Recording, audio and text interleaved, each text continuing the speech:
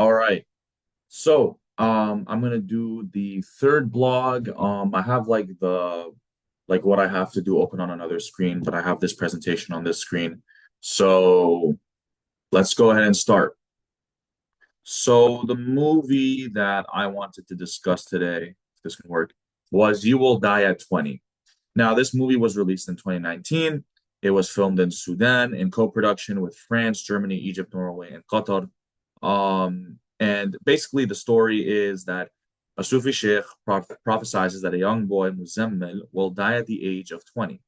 Throughout the boy's entire life, he undergoes severe pressure under the fear of his looming death and his overprotective mother.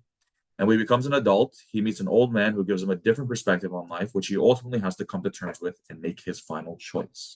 Will he live by the fate that he was born with, or will he change for the better and start to map out his own life? Now, the core issue that I decided to call upon this, I would have to say it's life and death.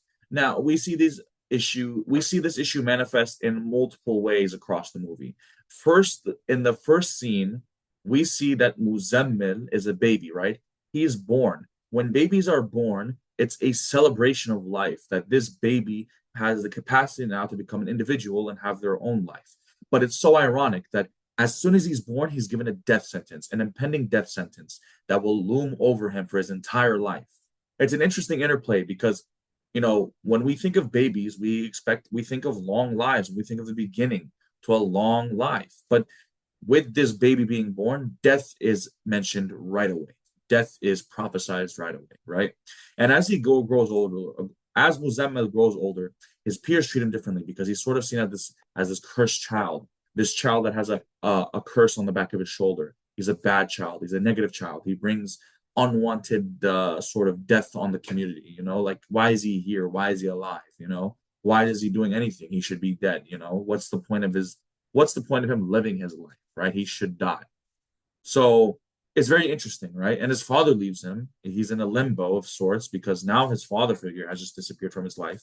It's sort of interesting. I don't even know why. I mean, I know in the movie he finds work, but is it a reason because he knows his son will die and he doesn't want to spend time with him? I don't know. It's a very sort of sad thing that Muzammil has to attend with. It's hard because he has no father figure and he's stuck with his mother, and his mother just believes in this prophecy and just treats him as if he is some exotic, animal a sacrificial lamb that will be killed eventually, and just preparing for that sacrifice, that impending sacrifice eventually.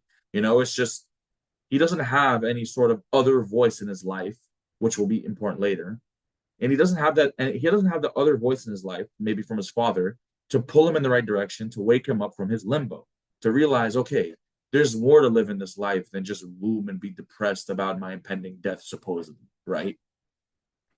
Another issue that I identified in the film, I would have to say, is tradition versus modernity,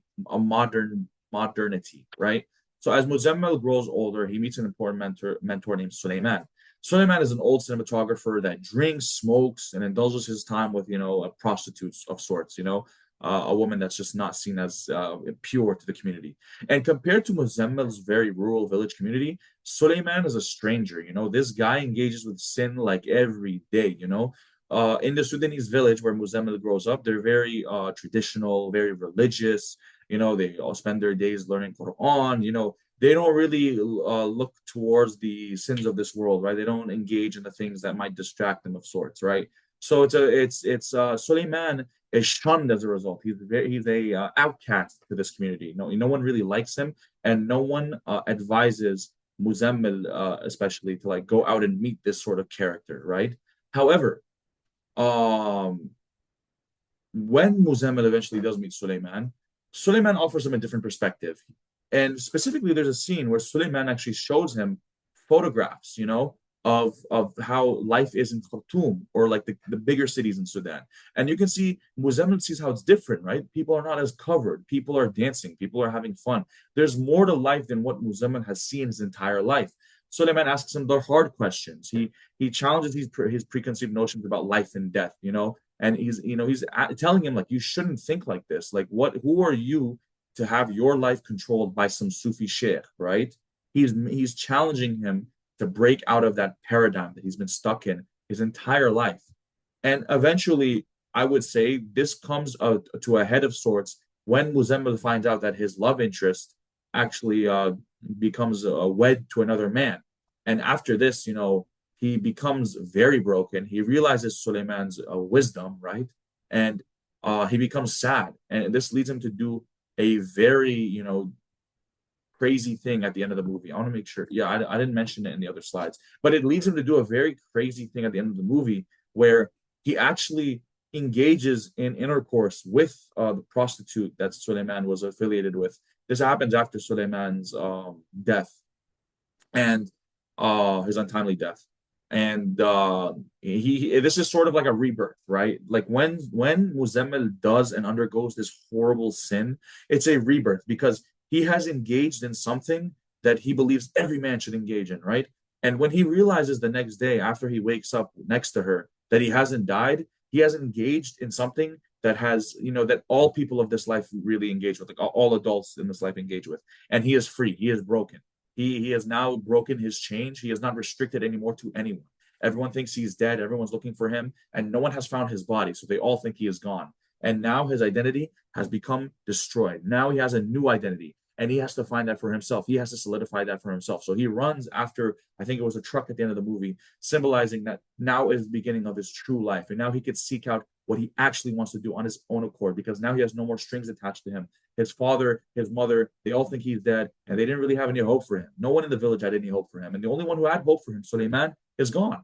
So, and his love interest. And she's also gone. She's wed to another man. So Muzammil is truly free, and he breaks the tradition, and he now has access to modernity, I would say. Now, the connection with the Arab world. In the Arab world, we're seeing today a clash of tradition versus modernity. Young people are slowly leaving the traditions of their forefathers. They're attending less, like Islamic lectures or going to the masjid less or relying less on religious authority to solve their problems. And, when we think of traditionalism and religious and religiosity and traditional values and conservative values, through an American lens, we think more that is in the rural villages of the Arab world. In the cities, it's now bustling, cosmopolitan, sort of, libertarian, liberal worldviews, more westernized, more business oriented, capitalist economy oriented. So people are now looking towards, concrete solutions, practicality as a solution to their problems, not just spirituality. There are spiritual people, but they rely on more concrete solutions to solve their problems. And even the young people of today, they're struggling to balance between modernity versus traditionalism, right? We see people that go a lot into modernity and they let go of their spirituality. We also see people that are in the rural villages or people maybe in the city, special cases where they rely only on traditionalism and then they reject modernity. We have like these postmodern, but postmodern traditionalist movements where people are, even in America, we see this where people are now rejecting, like the status quo and they want to go back to conservative, old family Christian values. Stuff like this is happening in the Middle East, with religious institutions. They are like, trying to like push this agenda, like we should go back to Islam, we should go back to traditionalism. That's not to say that's wrong per se, but the point I'm trying to get at is that young people are struggling with choosing, what side to manage, what side to balance. Their parents are also influencing them as well. I would say young people today they're more on the modernist sort of end of view, and they're letting more of the traditionalism let go. So we're seeing a lot of that more, and this is again because of the Western climate that we live in today. Westernism, the Western powers are dominating the world today, and everyone wants to become the best person they can be, and they believe that they can do that through the same method that the Westerners are also doing.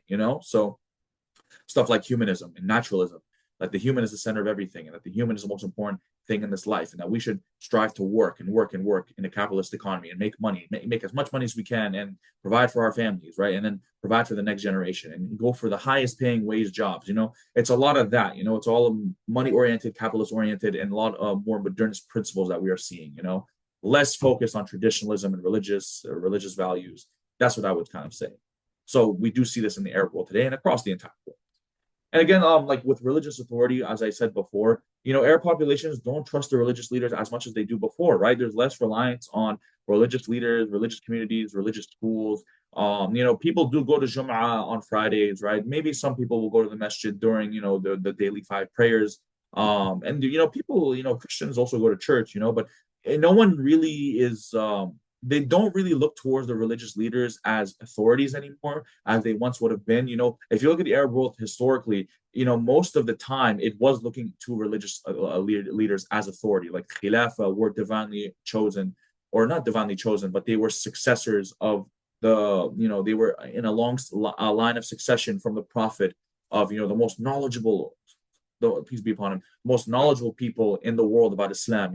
So religiosity was a big part of the Arab world for a long time, and now we have sort of secular governments with not secular leaders per se, but leading with secular values, right? Like, for example, like the king of Egypt, or my bad, the president of Egypt, Sisi, he's a secular sort of leader. He's Muslim, right? But he leads Egypt on his own values. He doesn't implement Islam necessarily, right? Maybe some parts of it, right, to appease the population.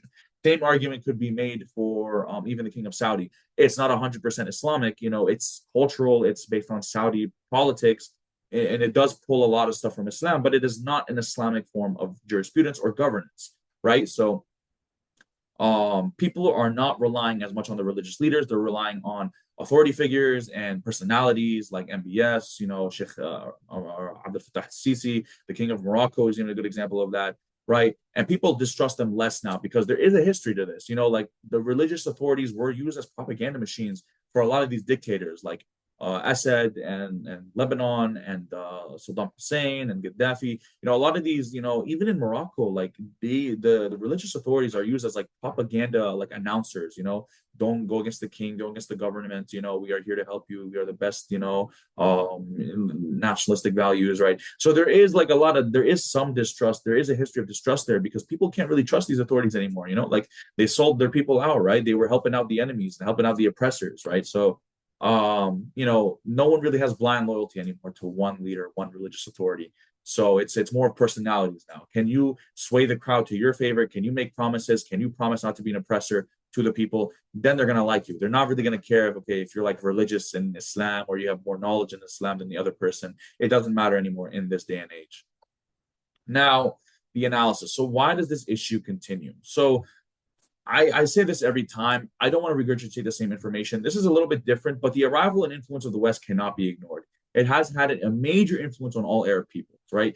The Western ideas, as I mentioned before, humanism, naturalism, human is the center of everything, capitalist economies, these have changed our livelihood across the entire world. And in the Arab world, this is definitely the case as well, because now people have left their traditional values. They see a formula that works in the West and in America, and they want to be like Americans. They want to be like Europeans, as successful as their countries. So they have to emulate, or they believe they have to emulate their practices and their values. So they force themselves to act more like them, to be more Westernized, right? Rather than Easternized. China is a good example of like where they have sort of Easternized. They have not really necessarily adopted Western values, but they've had their own system that's been working now for a long time, like more than 50 years now at this point, close to approaching maybe 100 years. I think we're now about the 80-year mark.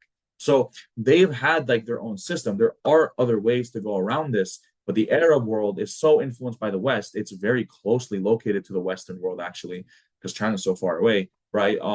That they can be easily influenced by the Western powers, right? And there's a lot of history there with the age of colonialization as well. And again, all this negativity, tragedies, bad leaders, like it's brought the people down. They don't believe in a solution that they can solve on their own. They believe in a solution that the Western powers have for them. They truly believe that. So they will go towards modernistic values and leave traditionalism. So, this is honestly like the way that it seems. Like we're gonna go more into modernity unless Arabs take action on their own accord, elect their own leaders, come up with their own ideas, and adopt their own economic principles and standards and standards of governance on their own if they wish to. If they don't, then they're going to still go towards modernity. And again, we're just seeing that more and more every day. Like Jordan is like they're trying to be a modern country, like it's hard, right? Like their economy is really bad, but they're trying. They're building new high-tech hospitals. They're importing American and European manufacturing and doctors and professionals, right? So they're really trying to emulate and get closer ties with America, right? So everyone's trying, and it's just inevitable that it's going to keep happening, right? And I kind of said like what it's going to take. It's going to take the people, if they want to reject modernity, to slow it down and balance traditionalism and bring it back into their societies. Now, with like the movie talks a lot about Sufism. Sufism is not a huge part of the Arab world. It's more in Turkey and like in South Asia. It's not that big because Arabs are they never really were crazy with Sufism. Like there are Arabs who are Sufis, but they just weren't. They were kind of always like within the fold of the religion. They're very close to Mecca, located like proximity. So they kind of like just stick to the standard, based on like location, language, similarity with culture. They like when you go farther out and you start like putting Islam out and farther away, that and you're farther away from the capital of Islam, that's when like things start to like mix up and jumble up because you're so far away from everything. You start to come up with your own ideas, and no one can really stop you from doing that, right? But what I will tell you is that I said before, community leaders were seen historically as dominant forces. People have lost their trust in them as well. They believe what they have to say will solve nothing and do nothing to alleviate them from their current situations. A lot of Arabs have to escape to other countries to find new lives. They've let their like again, they believe more in practicality. They got themselves out of their own situations. My dad is a great example. He got himself out of Egypt. He got himself out of England. He's in America. He doesn't think that he needed a religious authority or religious figure to help him do that. He believes in God, right? But he believes that through his own actions, he made that possible, not through any other like blessing of this like religious authority or any of the sort, right? So that's what I'm trying to get at. Like Arabs are now more practically minded in a spiritual leaders only work now for smaller, tight knit, and highly traditional communities. In big cities, we're just not going to see the influence at all. Like in some villages, I would say, okay, there is, that hierarchy of power that does still exist to an extent. The solution, I know I didn't mention really life and death. I can't really connect it to the Arab world because life and death is more of I would say it's more like a literature thing for me. But I'm going to go straight to the solution for traditionalism and modernism. I'm going to talk more about that because that's more like something that we could solve. Instead of breaking away traditionalism away from modernism and having to go back to traditionalist values only, we can fit modernism into tradition, right? People should attempt to keep their culture and religiosity and religious values and return back to norms while enjoying the fruits that modernism provides. Modernism provides a lot of beneficial things: medicine, sciences, healthcare, organization, governance. We can use these ideals, but we could also have our own twist on them and putting our own cultural values in them so that they don't die off and that they can survive for the future generations, right? There are benefits on both sides. It's not just negatives on one and benefits only in one, right? Well, we see this in the Arabs in America, right? The newer generation is keeping their cultural values. You go to Dearborn in Michigan. These people are wearing hijabs. They're speaking Arabic. They have their own stores and prosperous communities, and they're becoming professionals. They're becoming doctors, lawyers, engineers, finance. They're breaking into the higher level positions, and they're coming from these isolated communities, and they're still keeping their traditionalist values, but they're in modern climates. They're in the modern America, right? They're in modern environments, in colleges and universities and academics, right? So we do see this today in our own country as well.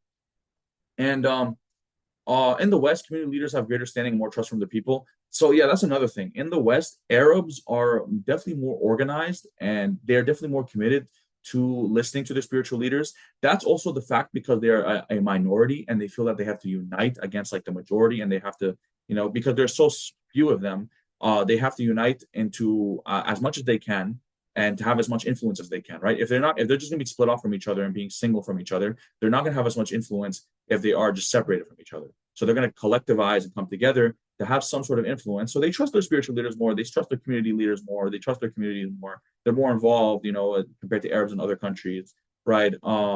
But it is successful, right? In the Middle East, there needs to be accountability for religious leaders.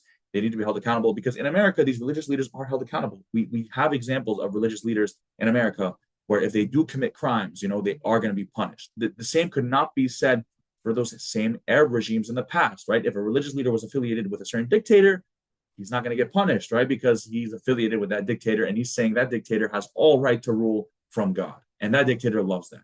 So in America, they're held, they have accountability, they're treated equally as regular people, and they need to follow the rules. So they have this responsibility to tell the truth, be trustworthy for the sake of the people in their community. So it's more genuine here, I would say. And again, this encourages the development of third spaces where people will have work, home, but they'll also come to their communities to impact them, to come together, to hang out, to collectivize and make big things happen in their communities, right? At real world evidence, I mean, you can see Sudan 2019 after the revolution, after 30 years of Islamist military rule, that used like strict religious interpretation, strict traditionalism. Sudanese society shifted toward neighborhood committees to organize themselves. This bottom-up approach allowed people to organize as communities with a decentralized leadership. There wasn't just, a bunch of them answering to one man. It was now multiple figureheads leading their own separate small communities. No more were sheikhs were receiving orders from the government in an organized top-down manner. Now that people could elect their own leaders and control themselves and govern themselves and have their own community leaders from their own tribes lead them, right? The Nahda also is a good example, which is like basically the Arab Renaissance. Arab intellectuals argue that there is no contradiction between Islam and modern reason. This is more of like the traditionalism versus modernity argument. The Aga Khan Development Network, while it is an Ismaili Muslim network, which is controversial in Islam today, it does do work in Egypt and Syria to provide culturally sensitive development, right? They restore mosques, but they also focus on like modern education and building hospitals and focusing on the sciences as well, not just like religiosity, right? Like a long time ago, we couldn't really say that for Muslim aid organizations that they would kind of just focus on like building mosques, right? But now we have Muslim organizations like the Christian missionaries where they're building hospitals and educating people. They're taking a more practical approach now. They're involving modernity with traditional values, right? Combined. And that's what we like to see. We love to see that. Even today in America, we see that. We see mosques that have clinics next to them, which is great. That is a great example of traditionalism and modernity combining together to form a positive thing for the people in the community that the religious center can serve, but also the clinic that the community can also help people with. So it's very positive sense. And then here are my sources. And I hope my presentation was good enough. Thank you.